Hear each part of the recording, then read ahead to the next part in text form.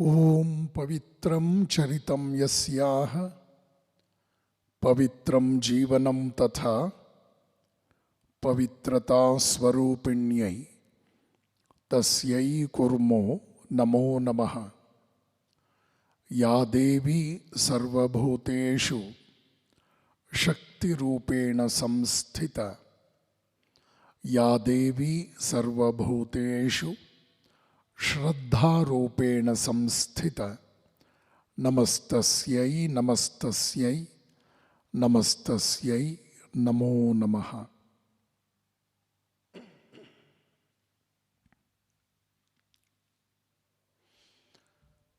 Salutations at the holy feet of Bhagavan Sri Ramakrishna, Sri Mata, Sri Sharada Devi and Srimad Swami Vivekananda ji, and the local deity of Mysuru, Jagannatha Sri Chamundeshwari. My special thanks to the ATME Engineering College situated in Mysuru for organizing a very meaningful convention, a faculty development program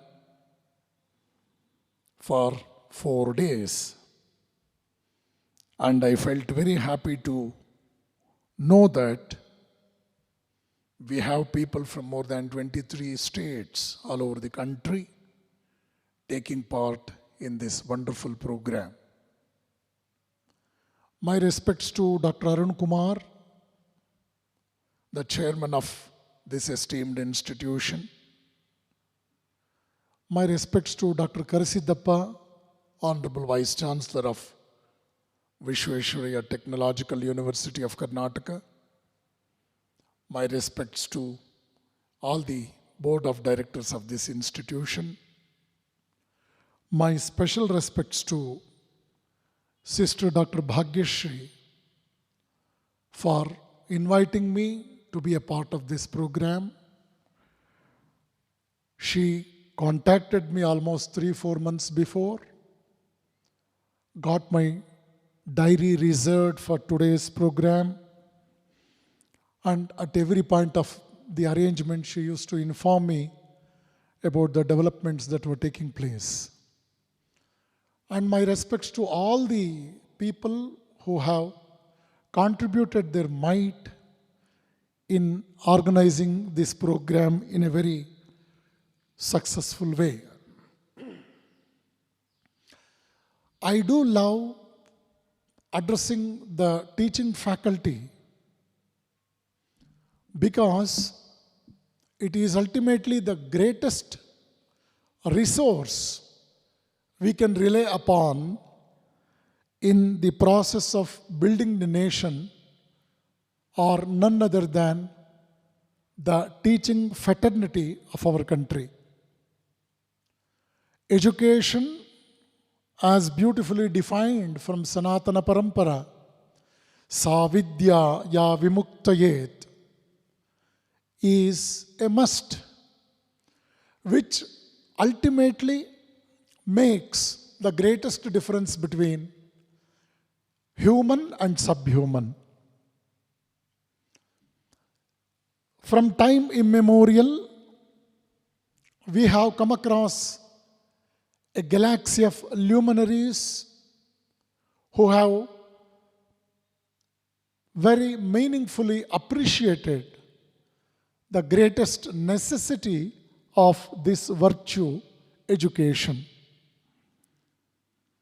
Going to the pages of Sri Ramayana, that is Treta Yuga, Sri Rama once said to his brother Lakshmana, Lakshman, mother is greater than earth, father is greater than heaven, Janani Janma Bhumischa Swargadapi Gariyasi, which means mother and motherland are superior even than heaven. This wonderful sentence speaks about the importance of mother father, family, and our reverential attitude towards our country, which means the patriotic spirit, what we are expected to develop in our personality. The Japanese proverb sheds light on the same concept of the family system. Father's goodness is higher than mountains. Mother's goodness is deeper than sea is a great belief among the Japanese. These utterances from the ancient pages of scriptures of different countries, it will definitely help us to realize the importance of education in the kingdom of Homo sapien. I have been asked to talk on the subject education, the Panacea. I am very happy to bring to your kind notice that the UGC extended hand, that is National Assessment and Accreditation Council, requested me a few months back to deliver a series of 12 lectures for a period of 1 year on the subject of the 7 criteria propounded by NAC. I am enjoying that part of responsibility in defining the criteria under the light of the ancient educational wisdom of India. And it is an excellent program to bring to your kind notice that the ideals propounded by NAC and as the today's program is very much in support with the National Educational Policy of 2020, it sheds light on how we have to make our education more effective and creative so that ultimately it results in building a strong nation at large. When I defined about the importance of father, mother and teacher, at the same time, we must understand the other face of the coin by studying the seriousness in the next sentence. To be in your children's memory tomorrow, you have to be in their lives today. My dear parents, teachers and elders of today's society, if you want to remain in the memory of children's tomorrow, if you expect our children, the students, to remember you in their tomorrow life, mind you, we must be there in their lives today. That is most important.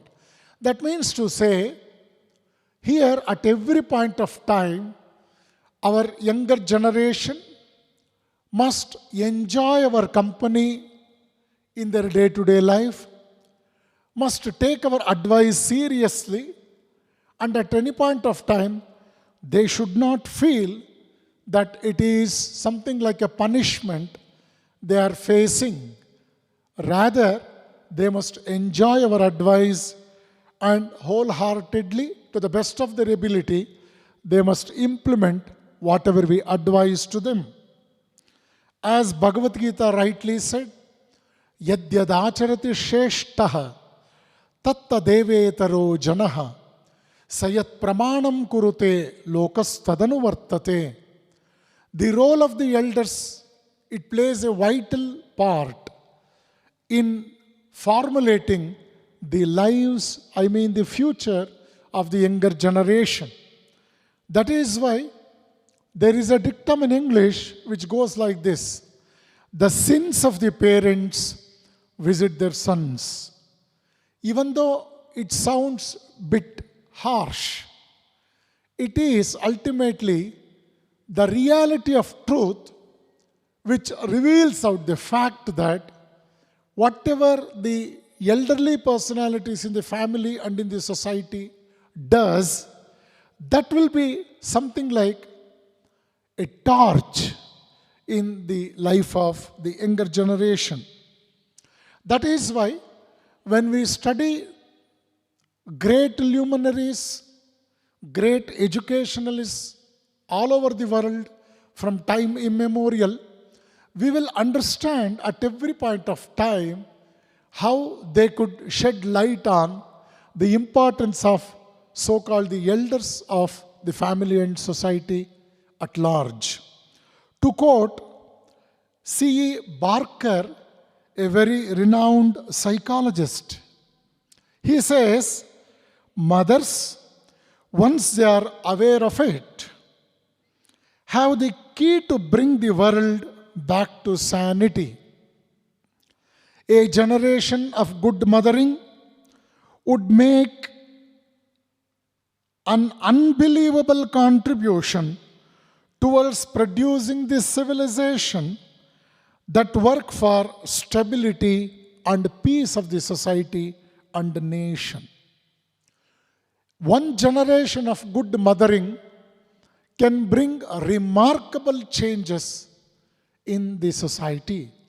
So here comes the importance of good mothering in the family and in the society. So in continuation with this, let us think about the importance of education, because the title of today's lecture is Education, the Only Panacea. It is the only panacea for all human problems. As we all know, Manusmriti, Parashara Smriti, Yajnavalkya Smriti, they are very old Smritis and popularly known among the populace of the world. It is said that Friedrich Nietzsche valued Manusmriti to a very great extent, and it is recorded in his life biography that for any clarification from Bible, Nietzsche used to refer to Manusmriti for clarification. Manusmriti says, mother is the image of earth, father is the image of Prajapati, and teacher is the image of Brahman. When we study earth, Prajapati and Brahman, that is enough to make our life a life of earning the greatest essence of education.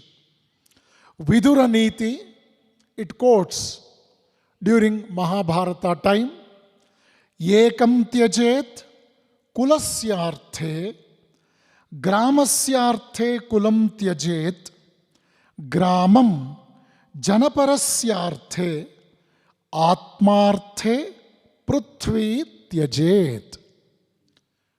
A great saying of Vidura. Vidura was a saint during Mahabharata time. He was very much honored by Lord Krishna also. The meaning of this shloka is, for the sake of the family, you have to sacrifice an individual. For the sake of the village, you must sacrifice a family. For the sake of the nation, you have to sacrifice a village, and ultimately, in the interest of self-realization, in the interest of Atma-jnana, you have to sacrifice the whole world. What a great essence you come across here. So if you want to establish yourself in self-realization, Atma-jnana, you must keep the entire world aside. See, these are the utterances of great rishis of ancient times. Aristotle, a great philosopher the world has recorded, has said all who have meditated on the art of governing mankind have been convinced that the fate of the empires depends on the education of the youth.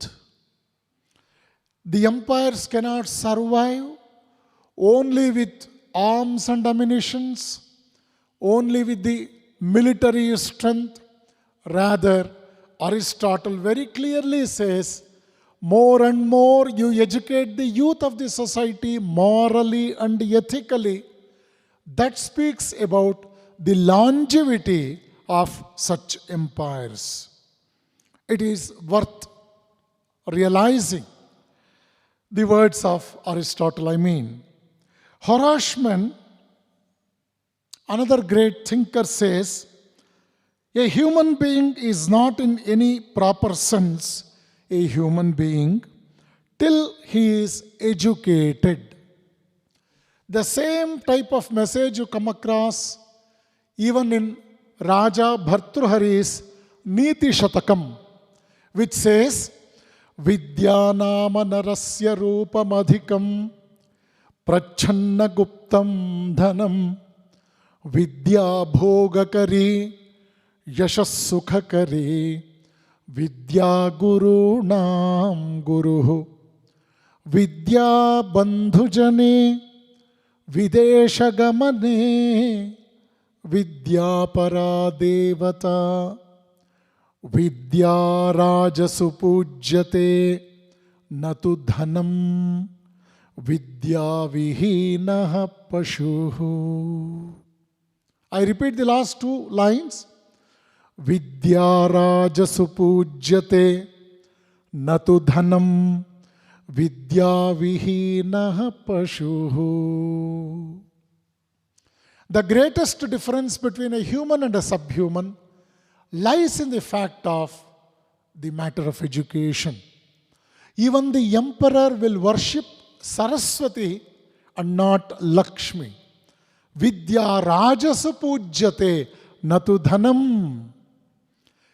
These words are from 6th century AD of Indian history.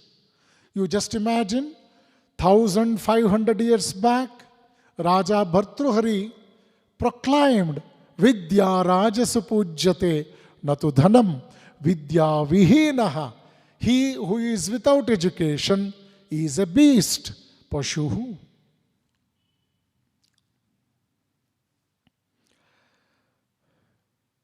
Euripides says, whosoever neglect learning during youth he has lost his past and he is dead to the future.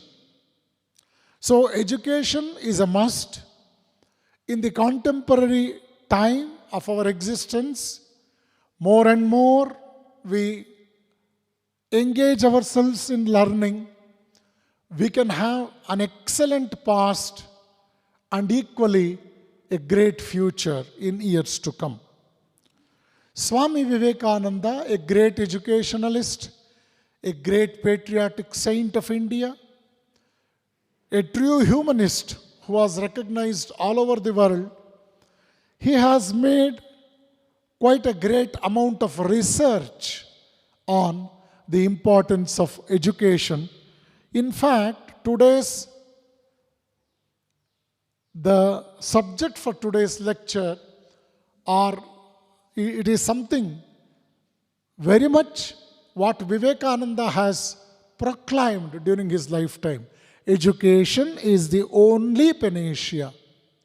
Swami Vivekananda is a special personality because he can convince people of any age, any temperament, and of any mindset.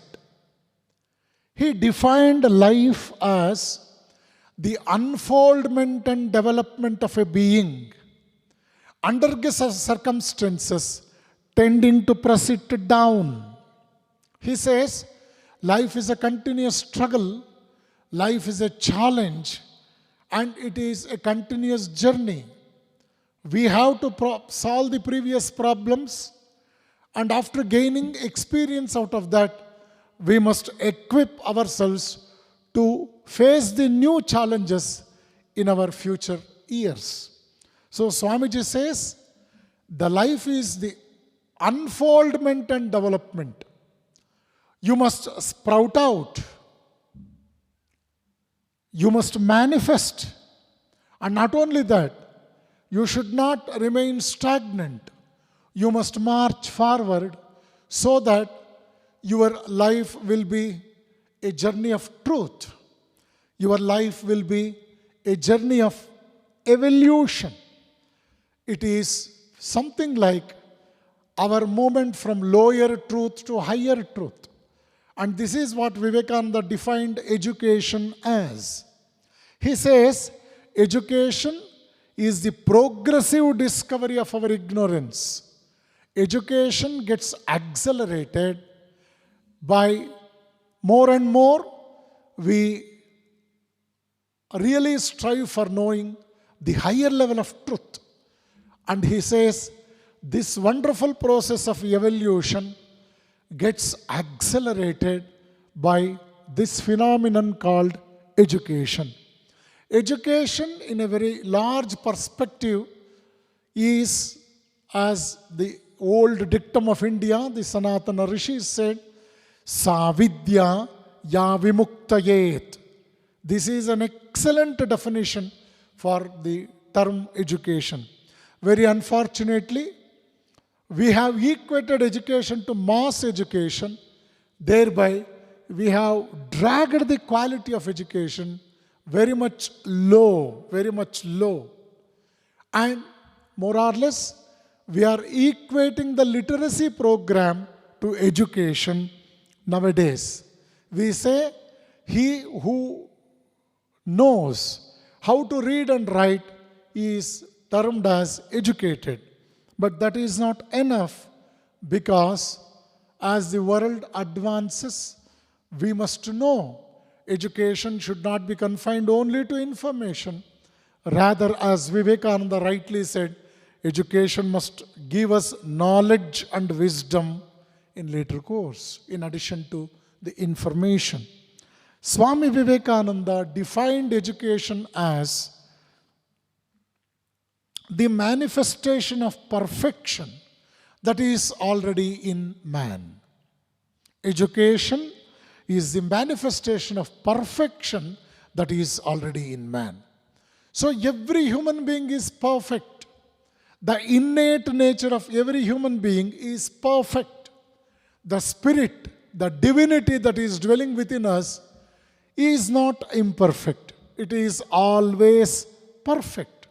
Swami Vivekananda, while defining about the founders of different religions of the world, he says, Hinduism doesn't have any definite founder as such. It is called Sanatana. It is more dependent on the eternal values propounded by the ancient rishis of India, and the contribution cannot be attributed to a single personality like what we do with respect to the other religions. To make his statement more clear, to justify his way of presenting the things, he says, yes, the gravitational force was existing, even it was discovered before Newton. That means to say, Newton did not create gravitational force. He could only discover gravitational force that was already prevailing in Mother Earth. Like that, Sri Vivekananda says, Gayatri Mantra, the Vedas were already there in nature, and it was Vishwamitra, it was great rishis of ancient India who could discover these mantras. So, Sanatana Dharma, even though it has given birth to Yajnavalkya, Vasishta, Krishna, and so many great personalities, they are very much, they come under the purview of Sanatana Dharma, and they are not very much important for the survival of Sanatana Dharma. These are the words of Swami Vivekananda while discussing about the eternity of Hindutva with Sir Khurshid Shah, a very popular officer of Hyderabad Nizam's tenure.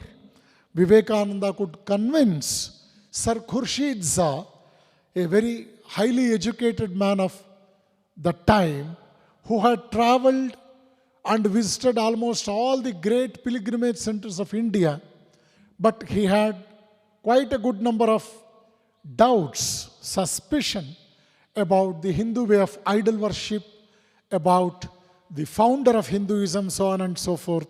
Swami Vivekananda could convince him beyond doubt about the truth that is prevailing. Swami Vivekananda, as he rightly said, education is the manifestation of perfection that is already in man. What an excellent definition Swamiji could give. We must introspect on this matter of education and the way Swamiji has defined it. Swamiji says, men are more valuable than all the wealth of the world. The value of any human being is the highest compared to the value of all the material prosperity of the world. This is the greatest lesson, what we learn from Bhagavad Gita, what we learn during the conversation between Nachiketa and Yama. When Yama wanted to offer huge amount of wealth to Nachiketa, the boy Nachiketa, who was below 10 years, he openly rejected the offer of Yama, the death god, and said, I want the knowledge of Atman, and you cannot satisfy me just by providing me surplus of material prosperity. See, this is the greatness of Indian philosophy. Here, in Indian philosophy, you will never come across a great saint who surrendered to kingdoms, who surrendered in the process of accepting the queens, the beautiful girls, and leading a life of prosperity for a few centuries. Rather, they were striving hard, they did all penance with a longing to have the greatest Atma Jnana, the knowledge about the self. That is why Swamiji says, men are more valuable than all the wealth of the world. We must understand this. And in continuation, he says, is enjoyment the goal of life? Were it so, it would be a tremendous mistake to become a man at all. That means to say, the goal of life in Sanatana Parampara is not something like mere enjoyment, enjoying the material prosperity, the bhuta, the materialistic wealth, I mean. And Swamiji says, this is a very, very alarming fact, what Swamiji could observe, and out of his own experience, out of his own rushitva, he could present before the modern generation about the limitation of the material prosperity. Swamiji says, the education which procures more pleasures, more food, will become glorious at the first sight, and then will degrade and degenerate. Along with the prosperity, will rise to whitehead all the inborn jealousies and hatreds of the human race.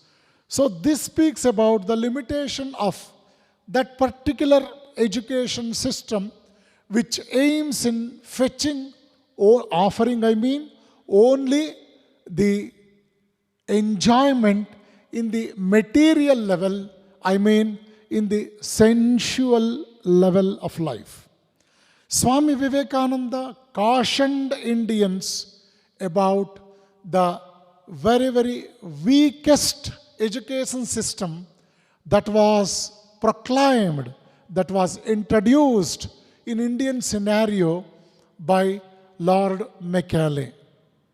Swamiji says, the Western education that you are getting now, way back to 1893, when Swamiji openly declared about the limitation, the defects and deficiencies of the Western education, he says, the Western education that you are getting now has some good points, but it has got a tremendous disadvantage, which is so great that the good things are weighed down. Swamiji says the Western education is merely and entirely a negative system of education. He says the child is taken to the school and the first thing he learns is that his father is a fool, his grandfather is a lunatic.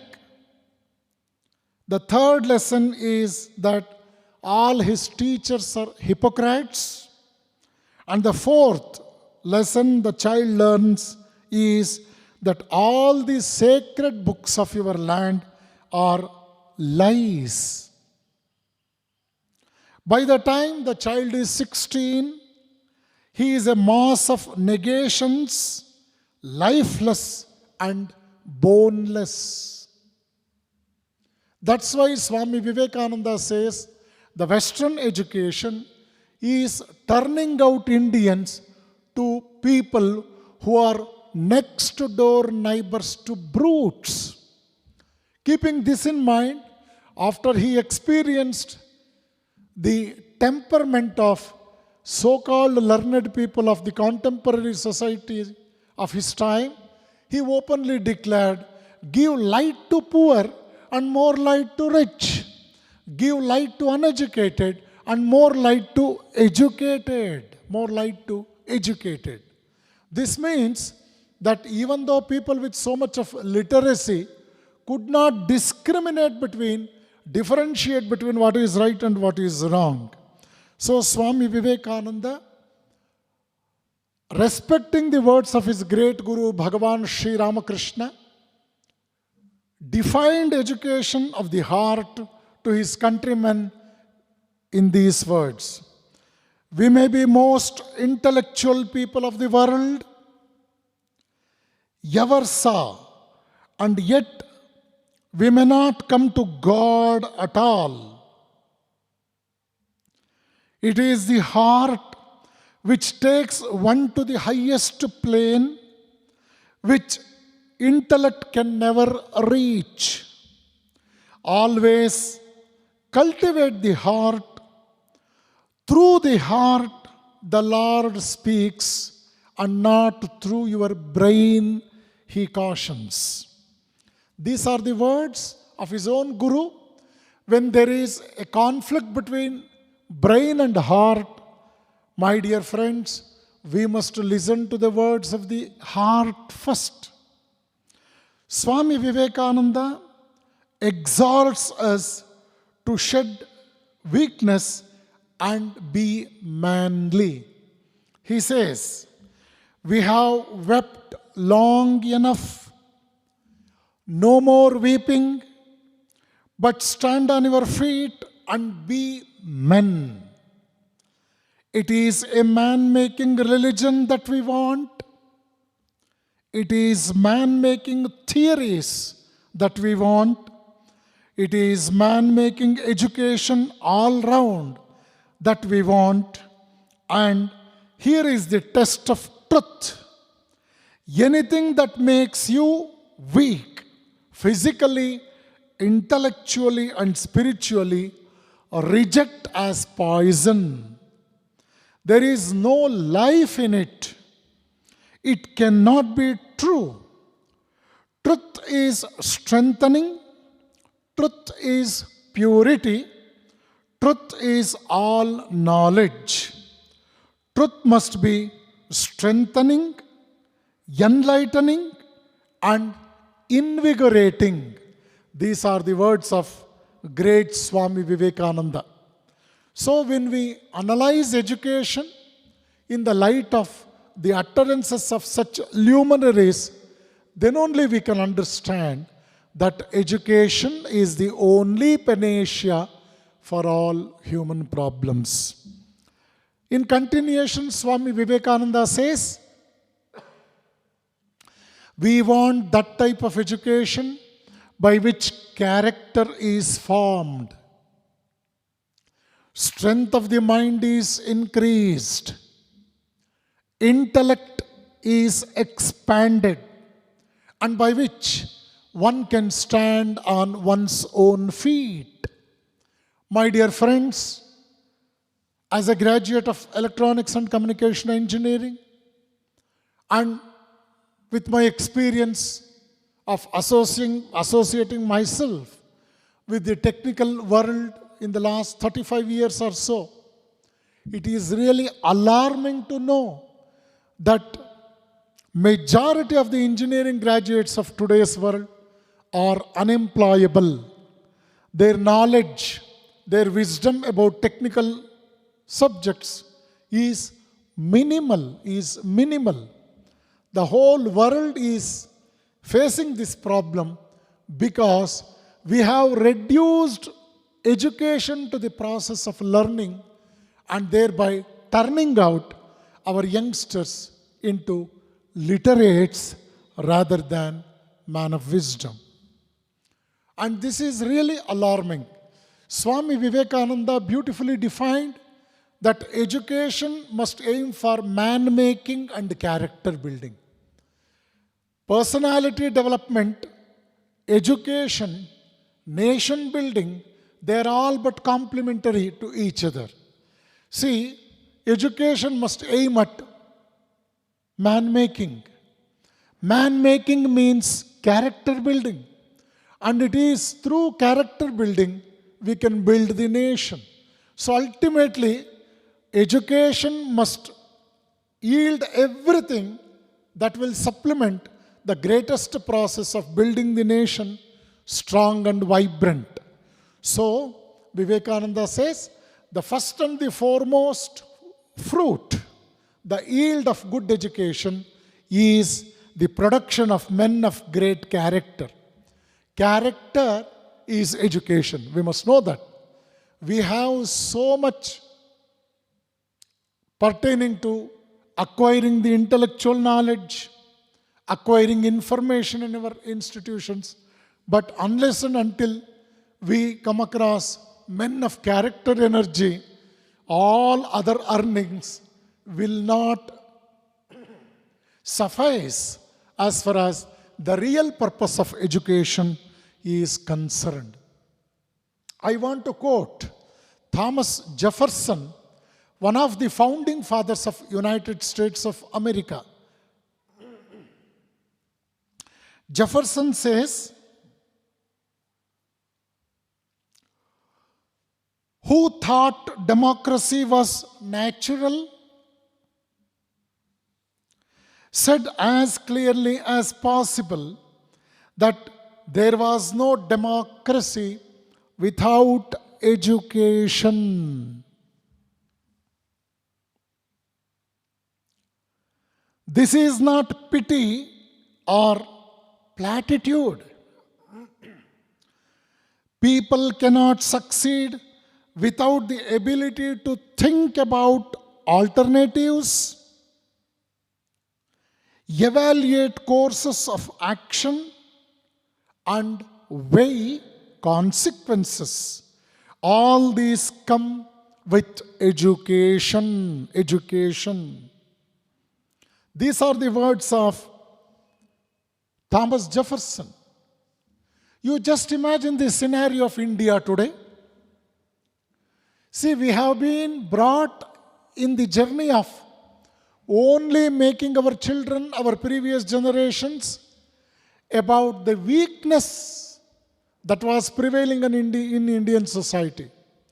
We never come across half a dozen of the kings of ancient India who became victorious when they fought against the foreign invasion. We never quote the inventions and discoveries of the native people. We never quote the grandeur and gaiety of Indian ancient wisdom. We never quote the greatest essence from our epics Ramayana and Mahabharata. You have so many people who are getting lakhs and lakhs of rupees salary per month, but they don't know half a dozen of names of great poets of this country. They don't know about Srinivasa Ramanujam, who was very much honored. I am quoting just an example for your information. He was so much capable to face even Jacobi and Euler, the greatest mathematicians of his time.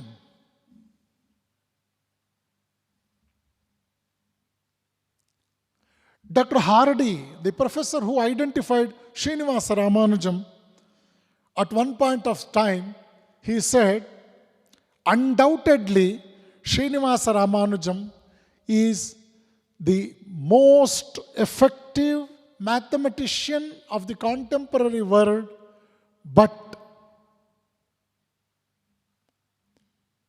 a very, very, very foolishly religious.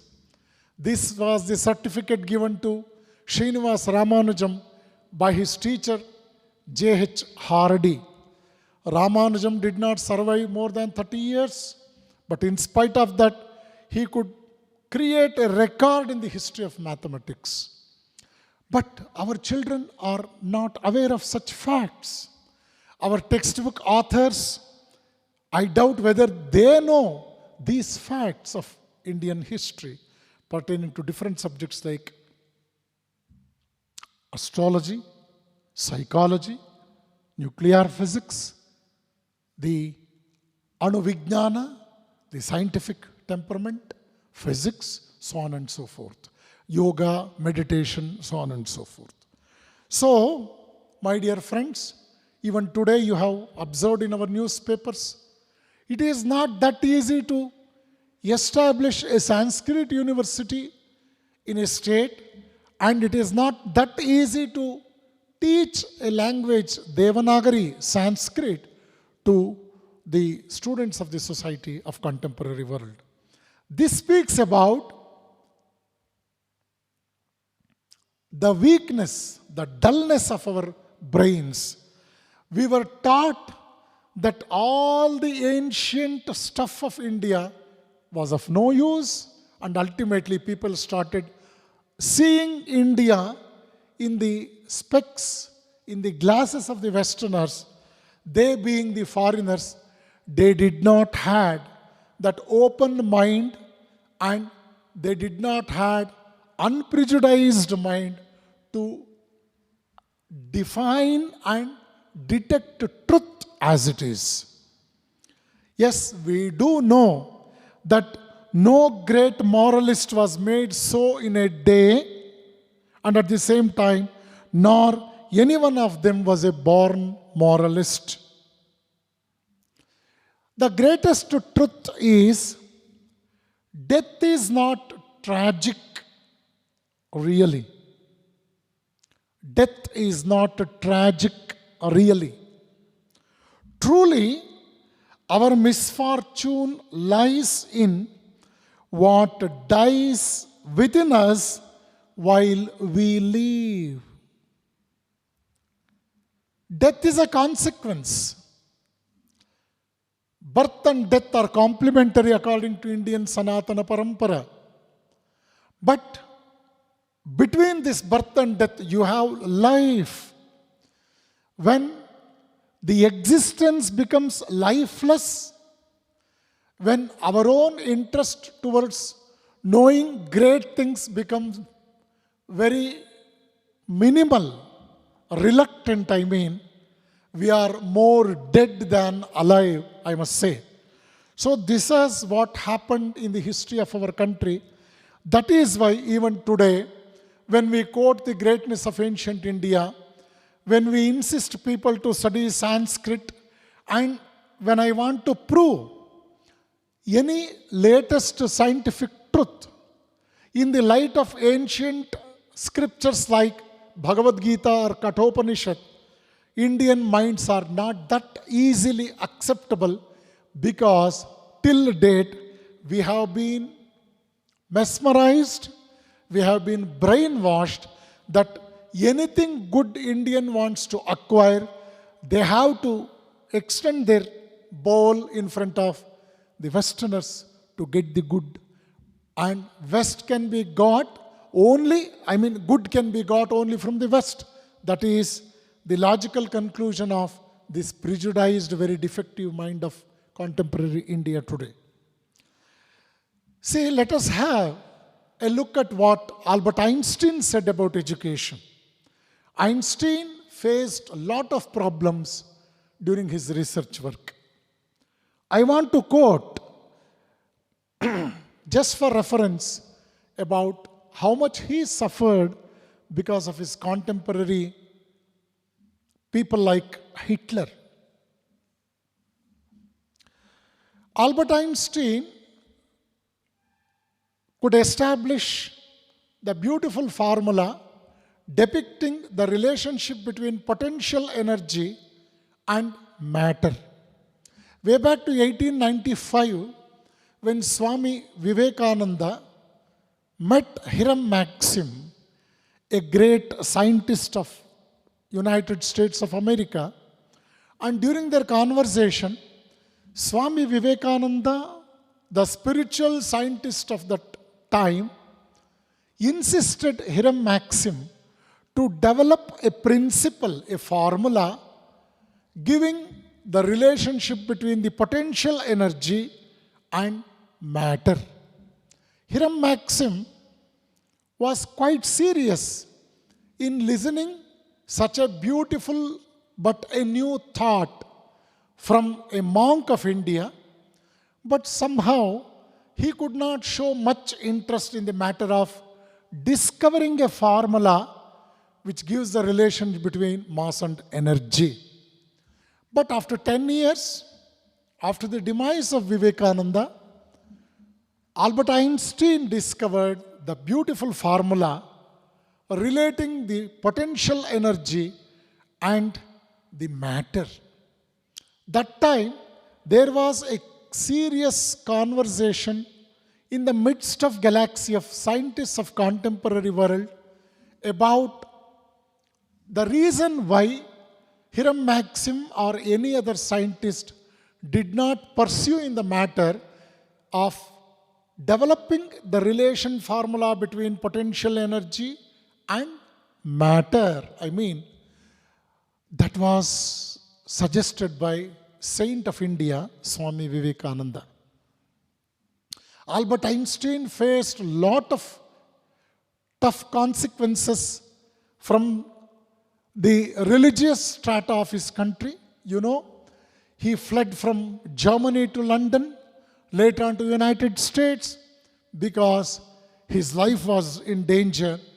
Even Hitler wanted to kill him because Hitler had that idea of killing the Jews who were all over the world during his lifetime.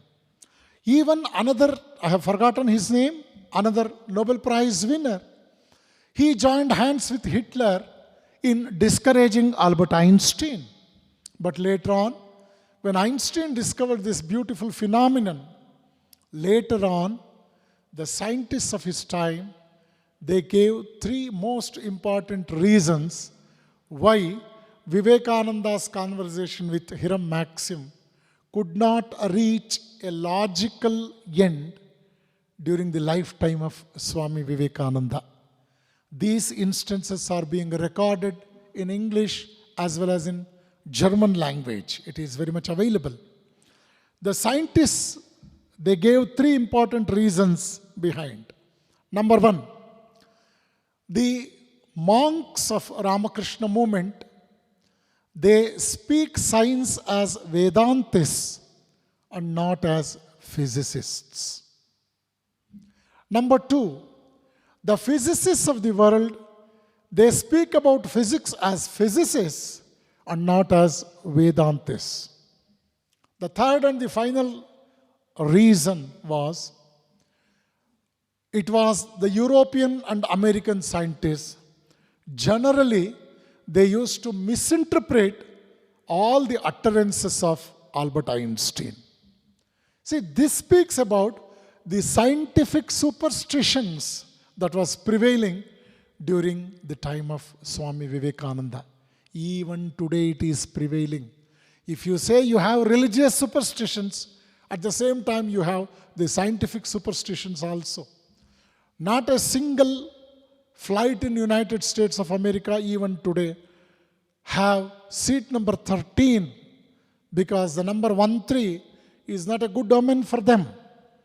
Majority of the states in United States of America even today, they don't recommend Darwin's theory of evolution because they say it is against their religious faith.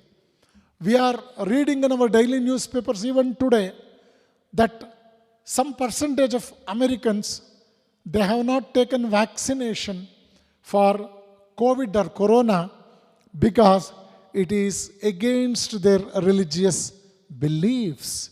See, you have plenty of population in the West who are scientific superstitions even today, even in 21st century.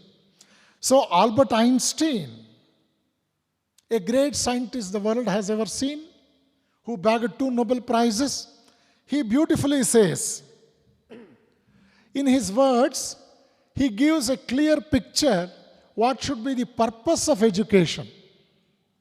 What is that? It is not enough to teach man a speciality. By teaching a speciality, a person may become a kind of useful machine, but not a harmoniously developed personality. It is essential that the student acquire an understanding of and a lively feeling for values. I repeat, values. He must acquire a vivid sense of the beautiful and of the morally good. Otherwise, he with his specialized knowledge more closely resembles a well-trained dog than a harmoniously developed personality. He must learn to understand the motives of human beings, their illusions and their sufferings in order to a proper relationship to individual fellow men and to the community at large. Teach our children all beautiful things which are morally good, is the total essence of the utterance of Albert Einstein. So, education must aim at making our generation morally and ethically strong. The other utterance of Einstein, the second utterance is, it is really alarming to know that when Einstein says this, I wish to keep my education away from my schooling. I wish to keep my education away from my schooling. My dear professors, my dear teachers, you just imagine What an ocean of difference lies between these two terminologies, education and schooling. According to Albert Einstein's utterance, it is very clear that our schooling is making our children to move far away from the real essence of education. The third utterance of Albert Einstein, the most important human endeavor is the striving for morality in our actions. If you want to call a man educated, you must take it for granted that he is a man of moral and ethical strength, and that is very much reflecting in all his actions. Our inner balance and even our very existence depends on morality in our actions. It is only morality in our actions that can give beauty and dignity to our life. Take the example of Swami Vivekananda or Thomas Jefferson or Albert Einstein. Here you come across the most important, the vital fruit of education, which is nothing but morality and character building. And this is the most important aspect every teacher is expected to know seriously while delivering his part of responsibility on the platform in the classrooms. And we must keep in our mind about at least the minimal knowledge that every graduate is expected to possess after he comes out of a university. I want to quote the words of Ortega Y. Gasset, the author of the book Mission of University. In his book, he beautifully mentions about how a graduate must be equipped by the time he completes his graduation and is being gifted to the society to serve the society and nation at large.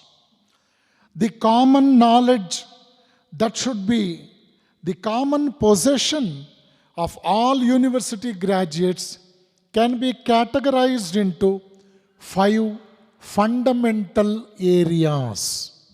My dear teachers, a graduate pertaining to any subject, science, arts, commerce, management, medical, engineering, technical, non-technical, paramedical, so on and so forth, they must have some knowledge in 5 fundamental areas according to Gazette. The first fundamental area is the graduate must know something about the physical scheme of the universe. The graduate must know some knowledge about physics and chemistry. He may be from arts faculty, but he must know the basic physics and chemistry. The second fundamental area is fundamental themes of organic life, I mean biology.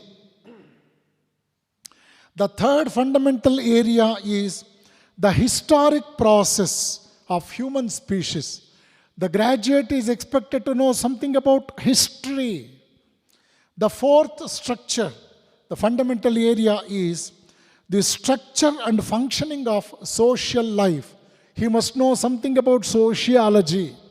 And finally, the fifth fundamental area he is expected to know about is the plan and the purpose of the universe, which includes philosophy, culture, and religion of the land. This is most important because every graduate must have a minimal knowledge about all these fundamental 5 areas according to Ortega Y. Gasset, the author of the book Mission of Universities. This speaks volumes about the essence of education. And it is said that educated man is a man who knows about what is right and what is wrong. Is it true in the present scenario? When I quote John Ruskin, it is really shocking to know that to make your children capable of honesty is the beginning of education.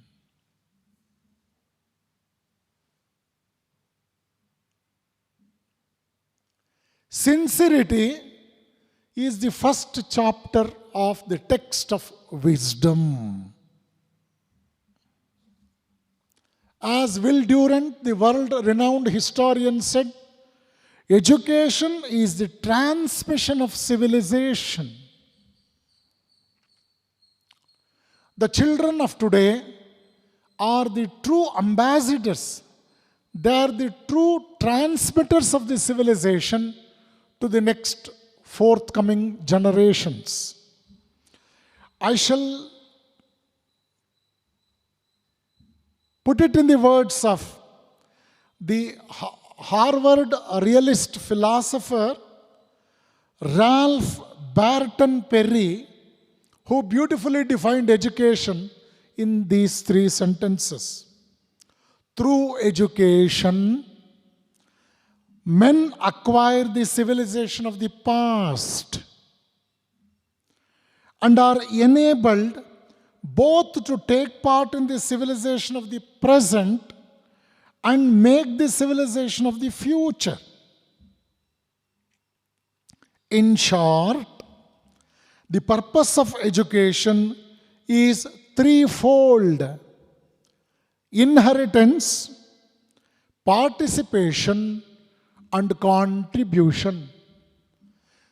By undergoing a very effective education system, I can study the past civilization, I can be a participant in the contemporary civilization, and I can definitely contribute to the future civilization also. Why education is so much important? It is ultimately, it makes man out of this organic flesh. It is education which creates a Homo sapien, a man of psychosocial evolution, who was earlier in the subhuman species, was confined only to the organic identity. John Wilson, the director of research of Oxford, beautifully says the negative effect of neglecting educating the people of the society. What is that? The people of any country are like the adolescents of a family or a school who needs proper education and guidance so as to make their future safe and happy. Failure to do so may result in chaos or in some sort of indoctrination by a powerful agency. That is what we observe in developing countries. When people are not shed with the good ideas and ideals of education, they will be the victims in the hands of antisocial elements, the rowdy elements of the society, and they will perish. This is most important because the people of the society are compared to the adolescent children of the family and society. They must be properly guided by this virtue of education so as to make their lives more safe and peaceful. Otherwise, they will be the victims in this society. Let us have the experience of the words of experience of another great thinker, the author of the book, Peace, Power and Plenty, Sri Orison Swett Marden. He says, if children were taught mental chemistry as they are taught physical chemistry in their schooling, we are all very familiar with the physical chemistry. Physical chemistry is a branch of chemistry which deals with the physical properties of an element. But he is insisting us to teach mental chemistry also in addition to physical chemistry. He says, if our children were taught mental chemistry as they are taught the physical chemistry, there would be no ailing pessimists. There would be no ailing pessimists in the society, no victims of the blues. We should not see so many long, dejected, gloomy faces everywhere.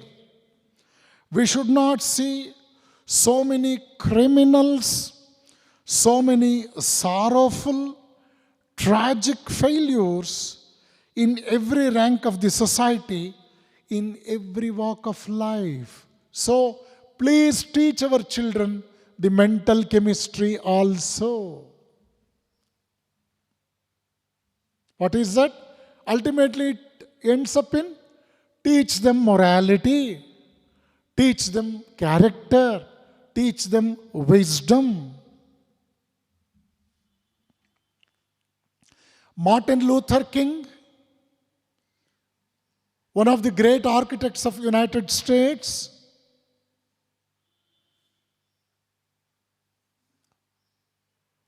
while defining the importance of education in human society, he proclaims the prosperity of any country depends not on the abundance of its revenues,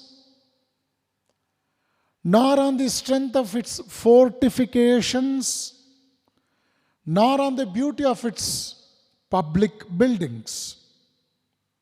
But it consists in number of its cultivated citizens, in its men of education, enlightenment and character. Here are to be found its true interests, its chief strength, its real power.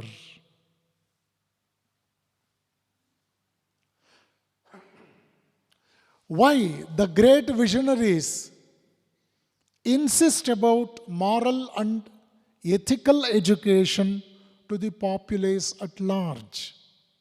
The reasons are quite dominant. As we all know, the materialism that is prevailing in the world today, it is creating tremendous stress, not only in the workplace, but also in our residence. In a materialistic, consumerist society, demands exceeds ability. Struggling to acquire whatever we desire by working overtime, we sacrifice our family life, our relaxation, health, and totally neglect our spiritual life. See, this is the negative effect of, or this is the shortcoming of the good education system. As Vivekananda rightly said, which I mentioned in the beginning, that education which encourages you to procure more food and prosperity will be very glorious in the beginning. Later on, it will decline and deteriorate. It will outburst all the jealousies and the negatives that were hiding in the inner personality of an individual. See, these are the negative effects of materialistic way of life. Dr. Rudenstine, the president of Harvard University, cautioned us in these words. In the end, education is fundamentally the human process. It is a matter of values and significant action, not simply information and knowledge, but how to create a humane and a just society. Jacques Martin, a philosopher, says, education is not animal training, rather, education is human awakening. As Nani Palkiwala rightly said, enlightened citizens cannot be produced in a factory, but they have to come through good education system.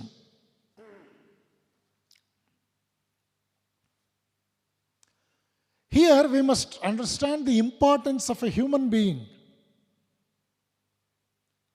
Very unfortunately, man is after material prosperity. Man is belittling himself. Man is underestimating himself.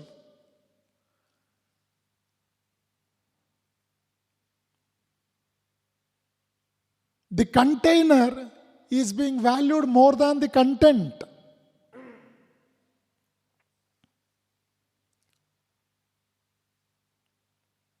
Again, I want to quote Albert Einstein. He says, he narrated an instance that took place in the conference that was aimed for astronomers.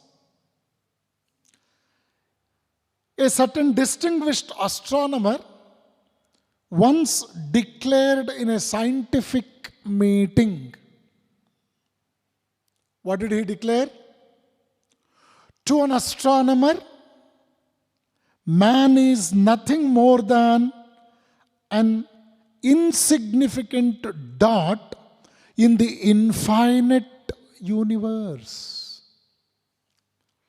In the scientific meeting, a distinguished astronomer declared that man is nothing more than an insignificant dot in the infinite universe.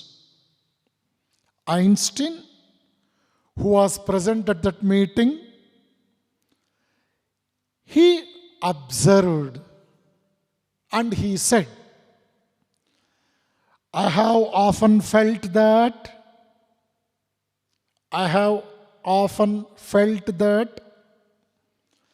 but then I realized that the insignificant dot, who is man, is also the astronomer.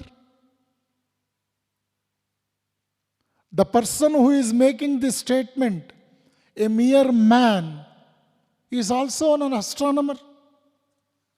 See, this is the beauty of a great scientist, Albert Einstein. But at the same time, on another occasion in 1946, Albert Einstein cautioned about the stand of the galaxy of scientists of his contemporary world. He says, the new type of thinking is essential if mankind is to survive and move to higher levels. The unleashed power of an atom has changed everything except our way of thinking. Unfortunately, almost all scientists are economically completely dependent, and the number of scientists who possess a sense of social responsibility is so small that their voice is negligible. You have two categories of scientists. The bigger category, they are economically very poor. They work according to the instructions of rich people who sponsor their projects.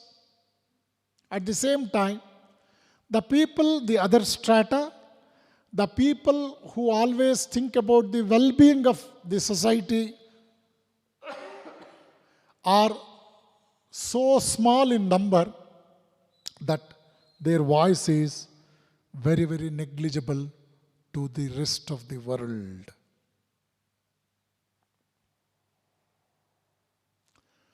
When we confined education only to reading and writing, when we confined education only to the intelligentsia strata, we invited all such problems in the modern society.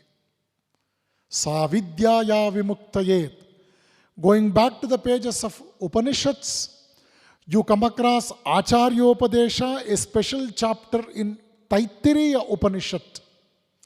Perhaps the first convocation address in human history, which beautifully advises every individual who is going out of the Gurukula system of education after pursuing Vedantic studies for a period of 12 years. It goes like this.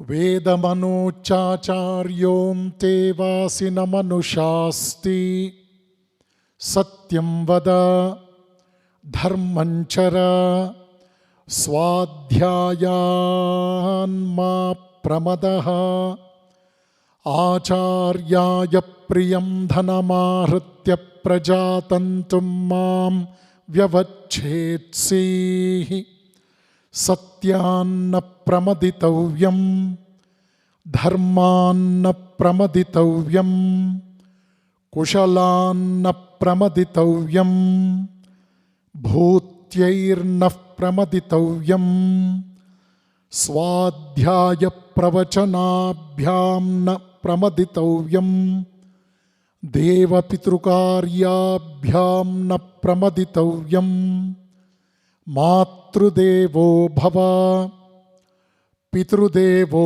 bhava acharya devo bhava atithi devo bhava yanyanavadyani karmani tani sevitavyani no yitarani yanyasmakagam sucharitani tani tvayopasyani no yitarani. Like this it continues. We have conveniently forgotten all such great message of ancient India.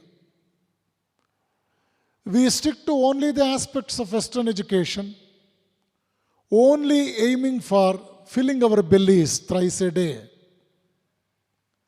This is the greatest danger we invited by neglecting the greatest wisdom of ancient India.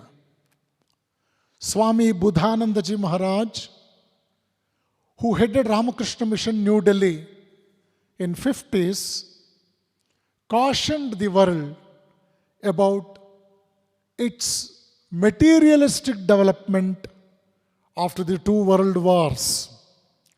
Swamiji says, the progress achieved in many areas has become useless because of our less character. Enduring dams are built, but men are brittle. Prosperity is gained, but this is only for a section of people. Intelligence is used more than what is required. But to produce robots and not men. Power of communication are increased, not for spreading love, but venom. our energy, our skill, our devotion, etc.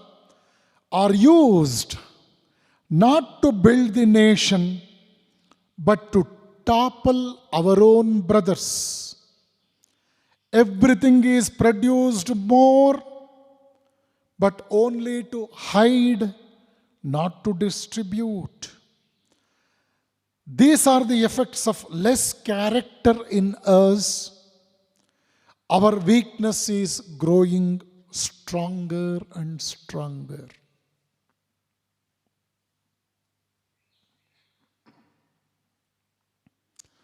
The same negative effect of materialistic world is being reflected in the words of Conrad Lawrence, the author of the book 8 Sins Committed by Civilized Mankind. He says, under the impact of secular style of life, we kill our very spiritual motivations, our noblest and highest qualities. Bhagavan Das, a great thinker, says, we are familiar with the 3 R's, reading, writing and arithmetic. But if we don't add the 4th R, that is religion, the modern education will be successful in producing increased number of rascals in the society. Swami Vivekananda cautioned us, we may read books, we may hear lectures and walk miles, but experience is the one teacher, one eye-opener. We have to learn through smiles and tears also. Experience is the best guide. We should never neglect the concept of experience.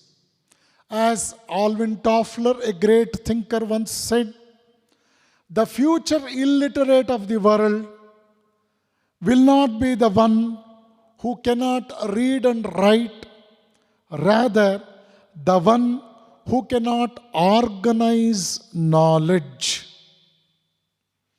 The world is experiencing beyond doubt today that moral lapses are much more serious offenses than ignorance of grammar and history.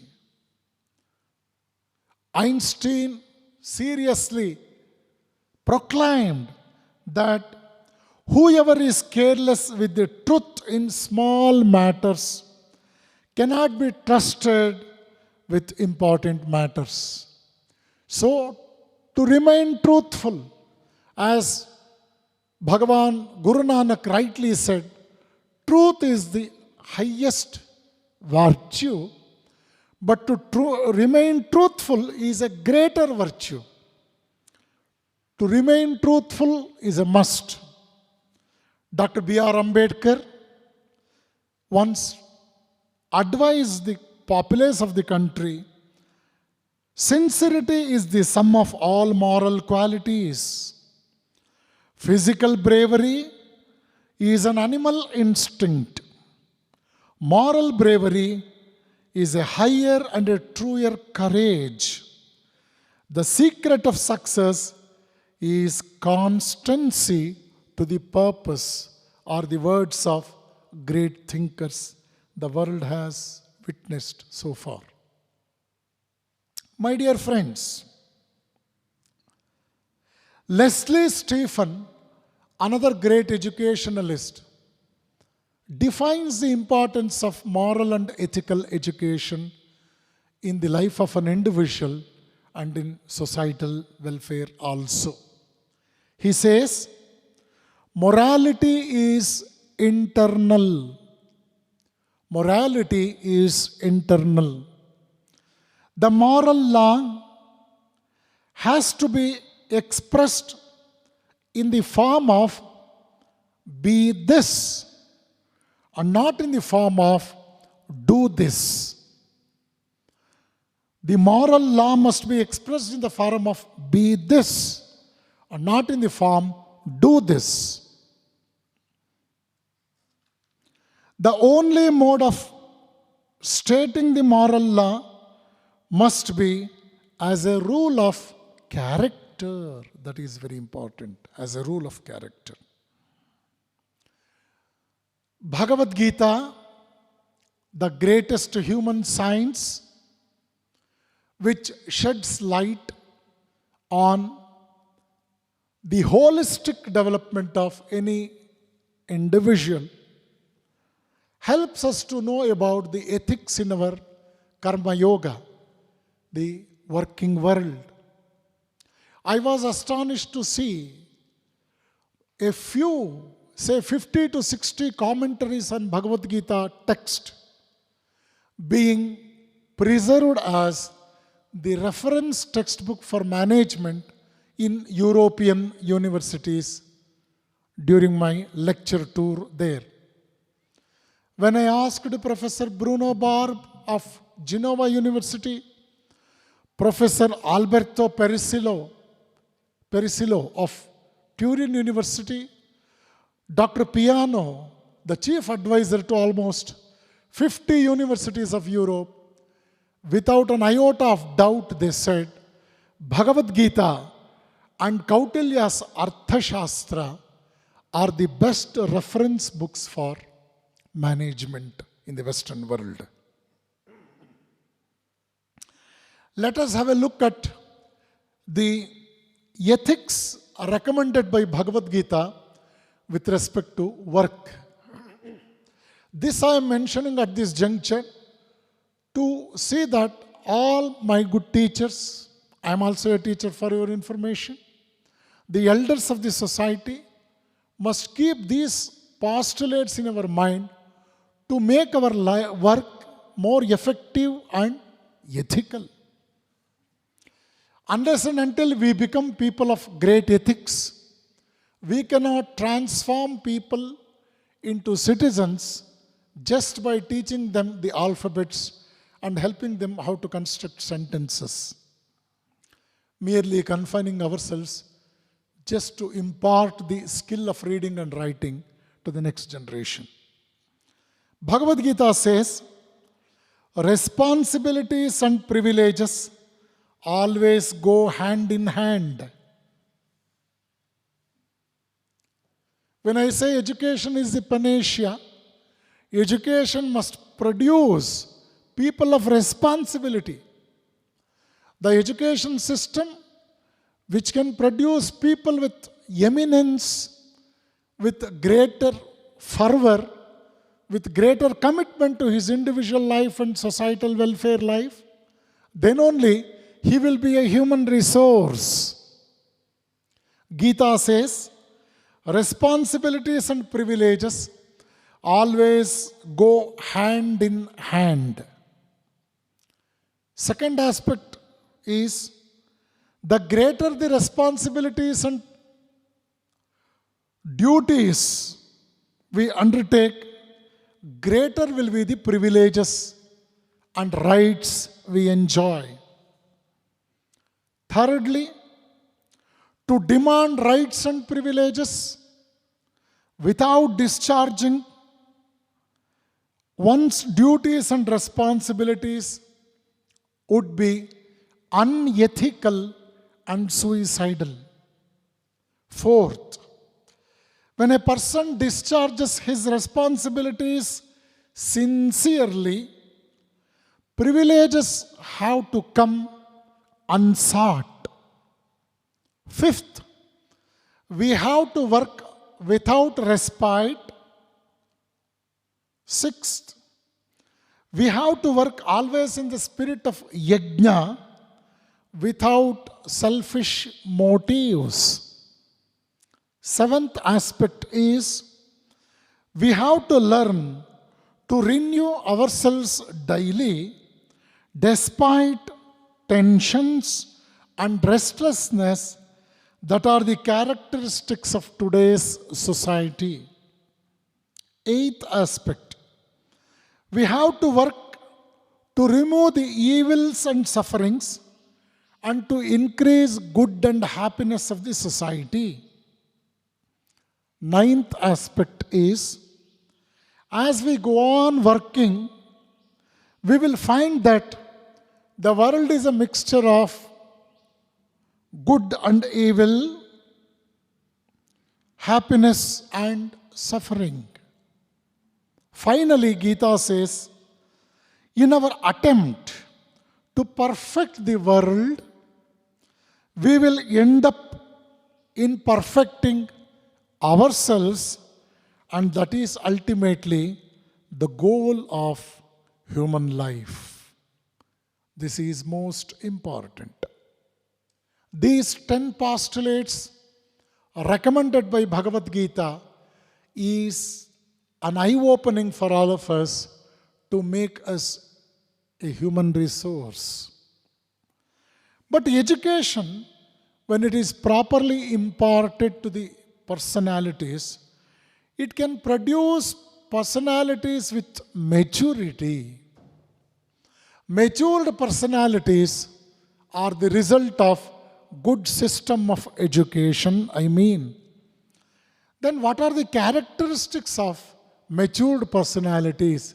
It is really interesting to know the features, the characteristics of a matured personality. A matured personality has a thorough knowledge of working of his mind. He knows his assets and liabilities. The first aspect.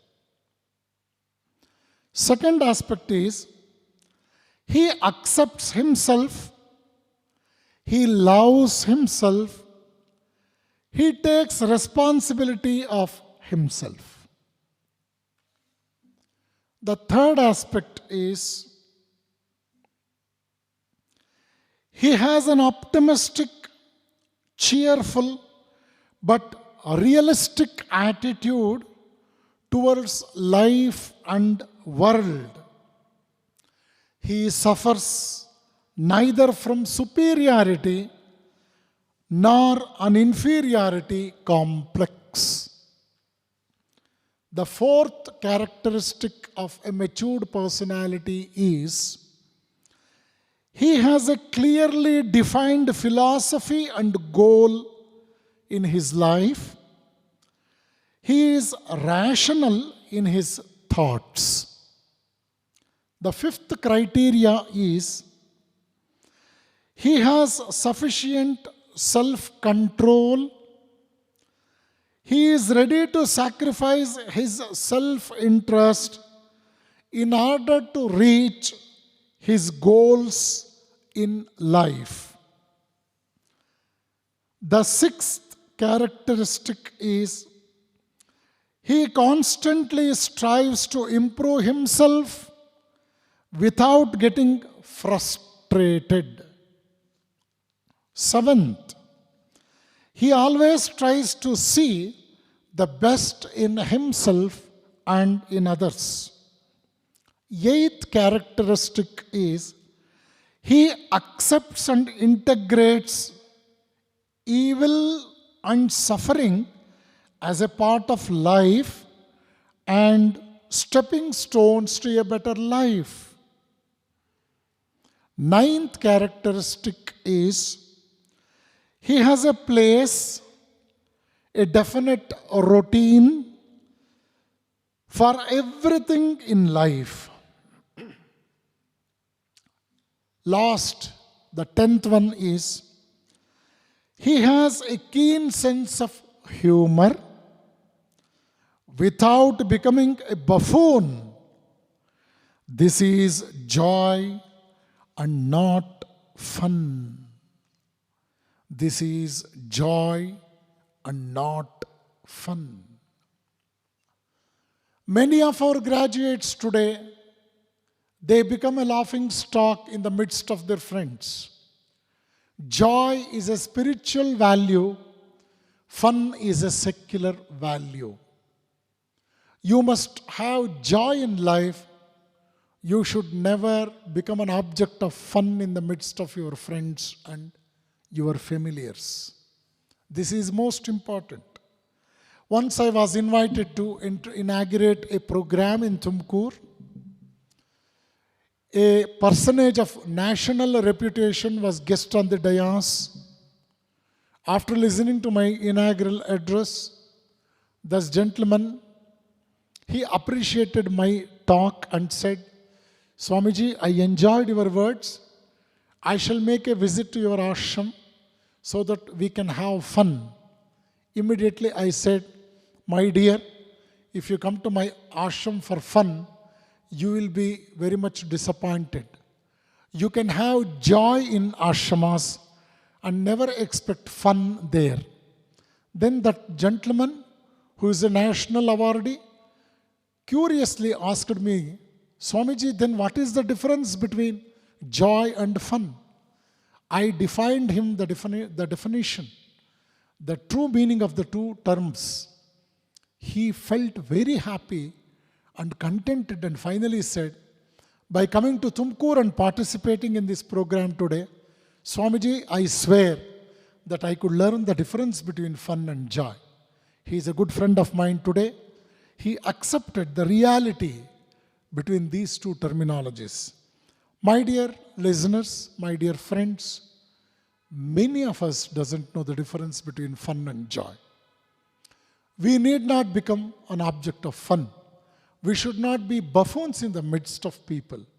We must give them joy that is ultimately our innate spiritual nature. Education, educate, to bring out, to draw out is the great purpose of learning. Before I conclude, my dear friends, here is an excellent book, Supreme Court of India Judgment, 12th September 2002, in the matter of the National Curriculum Framework for School Education, New Millennium. This is a publication of NCERT, New Delhi. My purpose of bringing this book into your kind notice is to make you to know that one of the great judges of Supreme Court of India, by name Justice D.M.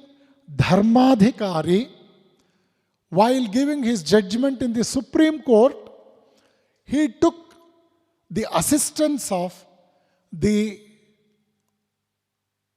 advice of most revered Swami Ranganathanandaji Maharaj, the 13th president of Ramakrishna-Vivekananda Mission.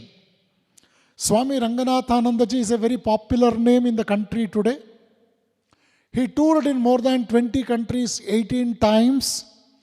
He was respected as cultural ambassador of India. He was an ardent guide to our late Prime Minister, Mrs. Indira Gandhi. He was a good friend of Jawaharlal Nehru.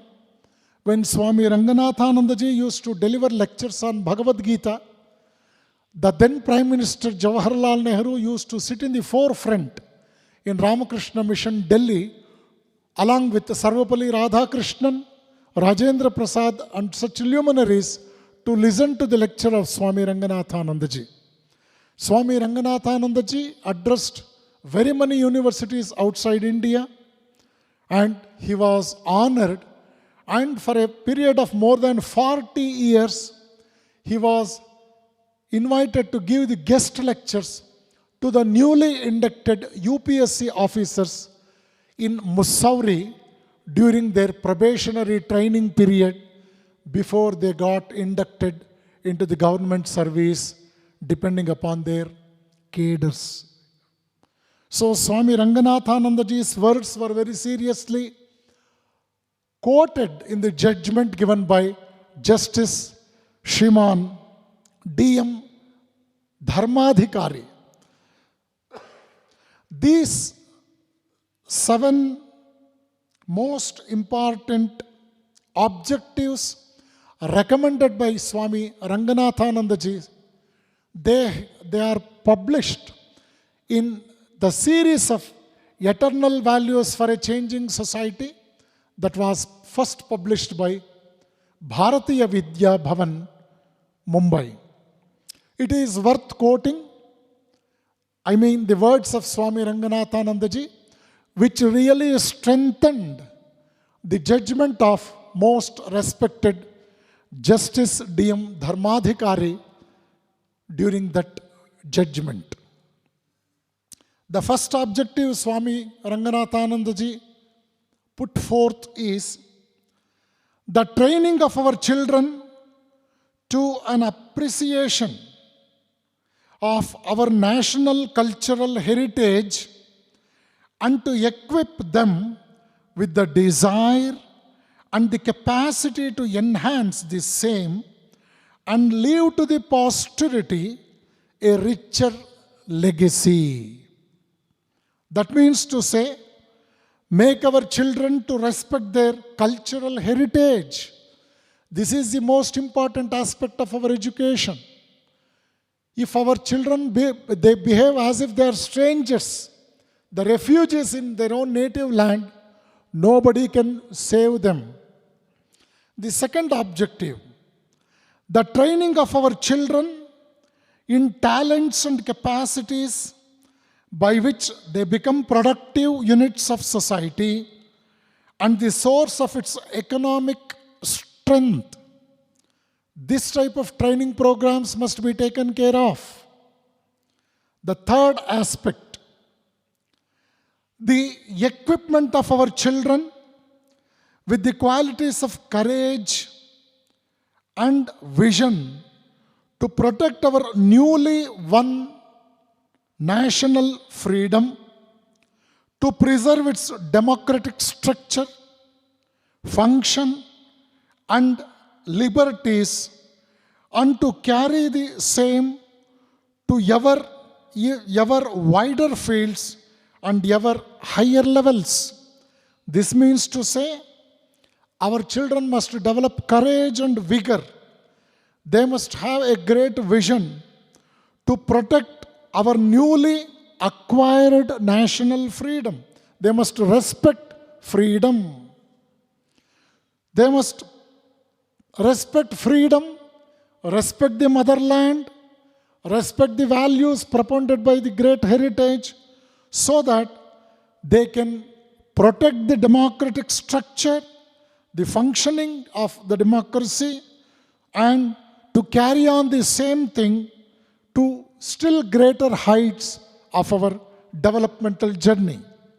The fourth objective is the training of our children in virtues and graces that will make them emotionally stable individuals and enable them to live in peace, harmony, and cooperation with their fellow citizens.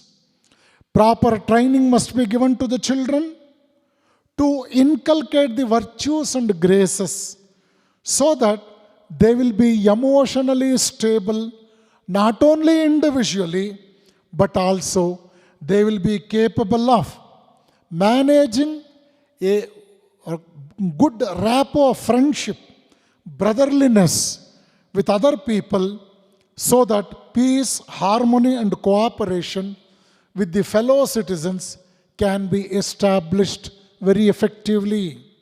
The fifth objective, the training of our children in virtues and graces that will make them international in their outlook and sympathizes and enable them to live in peace, harmony, and cooperation with the emerging world community. The fourth objective was to enable them to live in peace, harmony, and cooperation with the inmates of the country.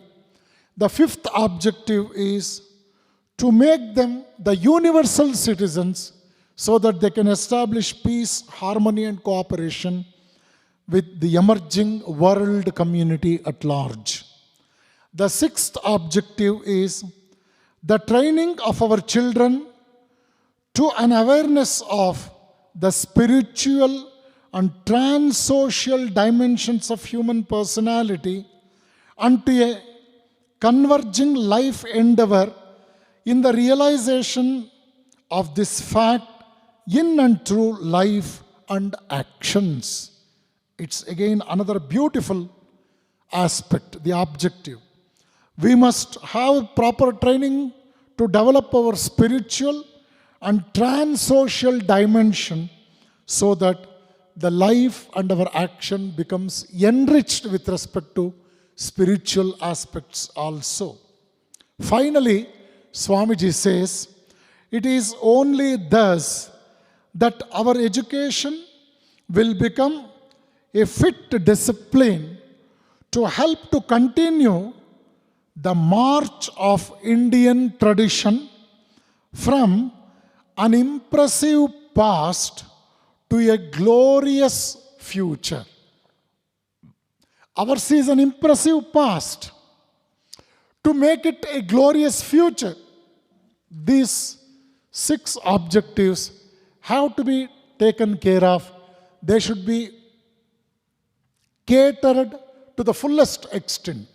See, all these 6 objectives were incorporated in the judgment given by Justice D.M. Dharmadhikari in Supreme Court of India in 2002.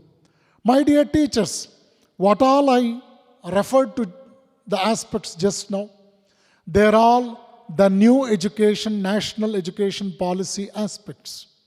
I was invited to speak on Atmanirbhar Bharat and the new education policy propounded by Government of India.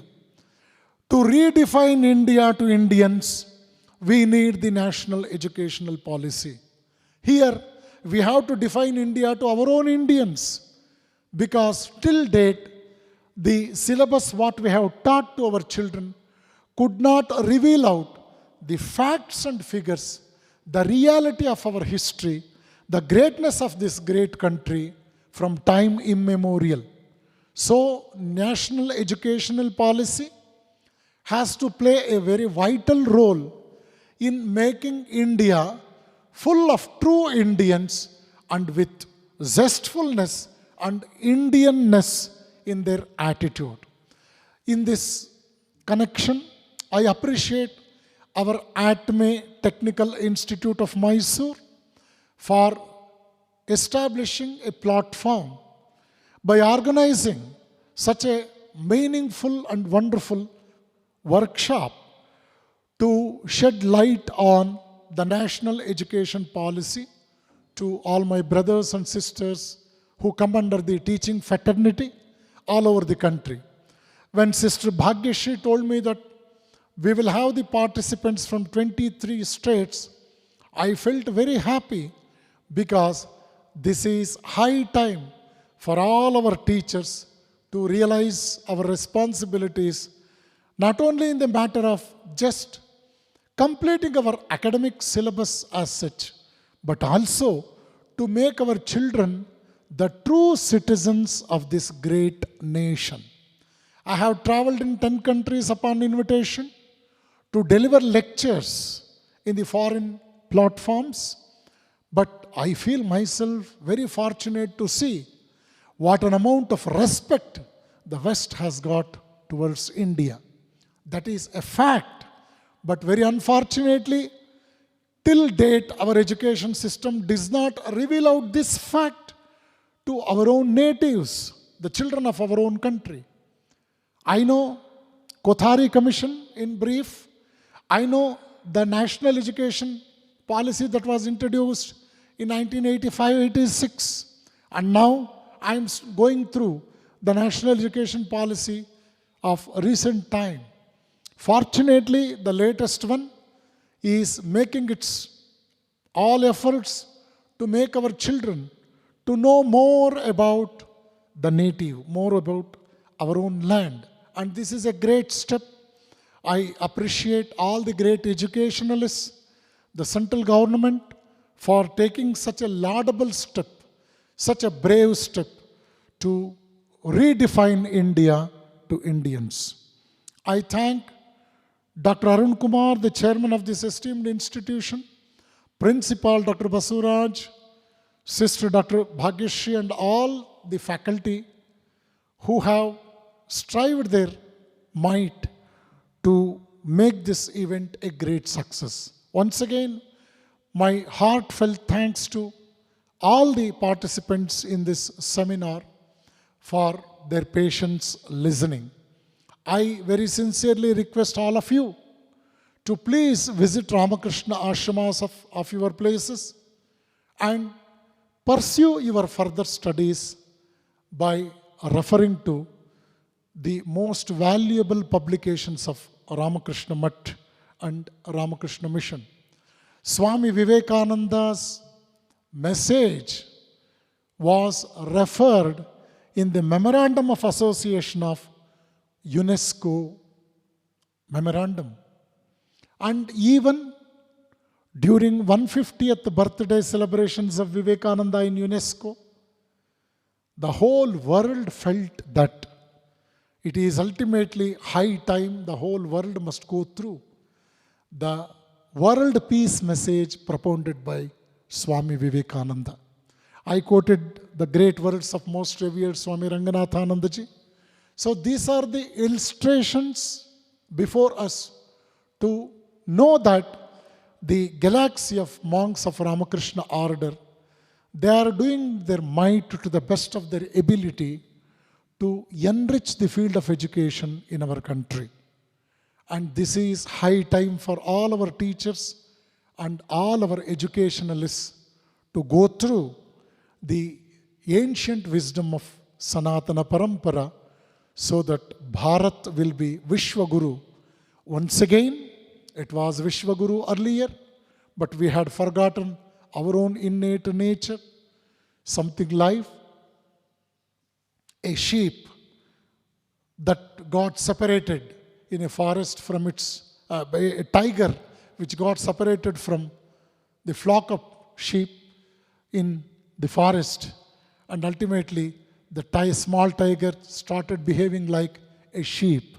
But when the truth was revealed that it is none other than a tiger, it felt ashamed about its own status, and finally it came back mentally to the state of a tiger. The same thing has happened even in the history of our country. Now we need not create newly the tigers in our society. We have to remove the mindset.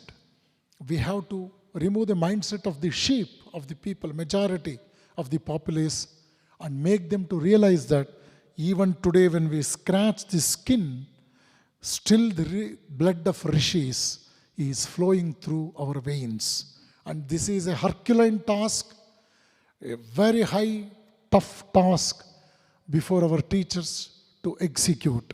And I am very optimistic that our teachers can do to the best of their ability this great task and rediscover India, redefine India to our Indians. Once again, I thank all our organizers for this great opportunity. Thank you one and all.